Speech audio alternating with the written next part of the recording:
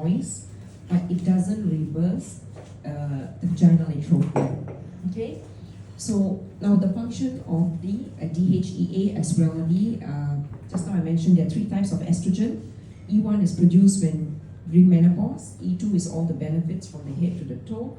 And this is the E3 where it keeps the mucosa moist. Not just the mucosa in the vagina, but it also prevents dry eyes. So dry eyes is one of the first symptoms as well. So studies have shown that the DHEA is actually very safe. So for your information, DHEA is the hormone that is produced by our adrenals. So adrenals, it sits on the kidney. 2 hormones is produced by our adrenal. One is cortisol. So cortisol, you all know, right? Is fight, flight. When we are too stressed, our cortisol level goes up. And the reason for that is nature, the universe has created. So if you are actually faced with, whether it's a tiger or a lion, either you put up a fight or you just run. So that's the function of cortisol. But if it's too low, it's also not good because then it leads to adrenal fatigue. You're tired all the time. Now the other counterpart of the cortisol, the other hormones, is DHEA.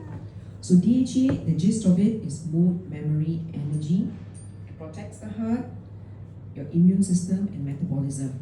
Now I'm just going to focus DHEA with the vaginal health. So what the DHEA does, so studies have already shown that it's actually very safe in menopausal women, and it's also very safe for women with breast cancer because what happens here is the DHEA, it acts only locally. It doesn't get absorbed into the system. Okay? So, let's see. Just very brief, what happens is when you apply the DHEA in the vagina, it gets absorbed in the mucosa. Once when it goes in, it breaks down to the estrogen. Okay, it breaks down to estrogen, and there's also some amount of testosterone in there, which is the DHEA. Now, when that happens, what does it do? It actually helps to reverse. So the vagina, the walls become thicker, it restores the elasticity, and also it makes the mucosa moist. So these are again all the studies to say that how safe it is. Now the thing is with DHEA, right, when you apply it inside, it actually increases, studies have shown it increases orgasm by 75%. It also, when you talk about, for the fluids that is secreted during the intercourse, that's also about 57%. It increases the arousal about 75%. Okay? Any questions so far? So these are all just studies to say that how safe it is.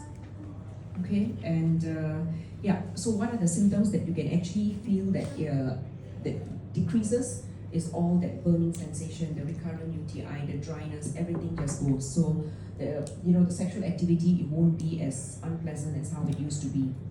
Now, of course, there are certain concoctions that we come up as well. We call it like a certain name, like spring cream, because a lot of women also, studies have shown, I can't remember the percentage, some women have never experienced orgasm. So why does that happen? So there is a particular hormone that's called oxytocin. Oxytocin, we know from mothers who has just delivered, when you breastfeed, it's bonding with the child. Okay, so that there is some connection, there is bonding. Now, that similar oxytocin is also, it helps in autistic children. So when you talk about special needs, why? Because social connection, they have eye-to-eye contact. But when it comes to the sexual life, it's actually very important in terms of orgasm. So that's the function of oxytocin. So one of the common causes of female sexual dysfunction is because this particular hormone, the oxytocin, is missing. Okay? And then, of course, there are certain supplements that is made from herbs that, it helps to increase the libido for women. I think women suffer more, for low libido compared to men. And this is something that studies have shown that it benefits women. So this is made from certain herbs.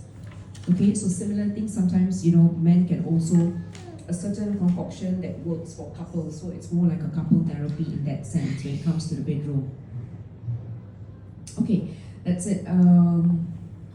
What I want to show you all is actually the difference between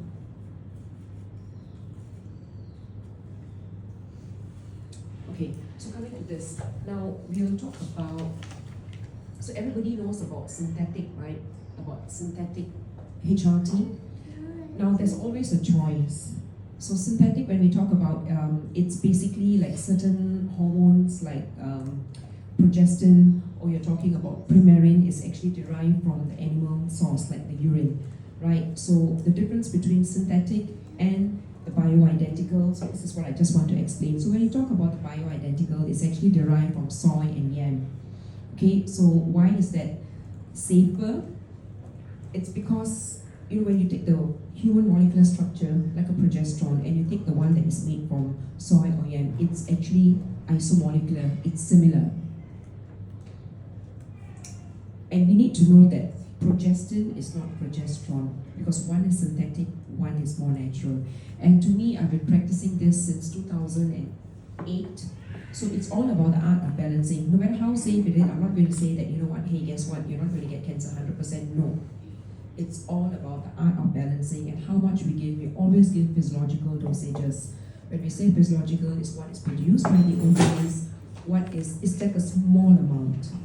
And then it's like, you know, we never give only one hormone. Because as I mentioned earlier, it's all about the balance. When you take synthetic, it's most of the time it's estrogen. So then, you know, the safety and all that, it becomes a bit of a query, right? So what else? When you talk about bioidentical, we have a certain hormonal receptors in our body. So that is more bioavailable. That means like it gets absorbed better, it gets adhered to the receptors better, so it gets systemically absorbed. And the dose that we use is, as I mentioned, very small, and we balance between the two. Yeah, I guess that's it about it, I guess, overall. Is there any questions? Maybe now we can start interacting, you know, you can open up and